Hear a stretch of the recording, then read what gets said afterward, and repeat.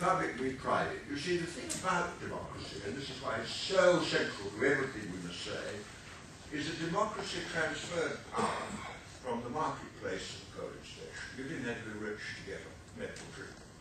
Transferred power from the wallet to the ballot, where you could vote for what you needed.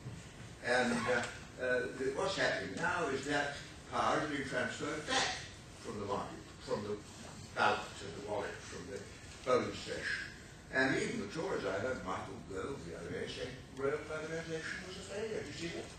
And if the Tories say it's a failure, surely complications and left wing to agree with that. And we do have to think about new forms of industrial public ownership, but it never meant nationalisation alone, you know. Municipal ownership, public ownership, cooperative ownership, public ownership. And Keir Hardie said 100 years ago, we've won political democracy, now industrial democracy.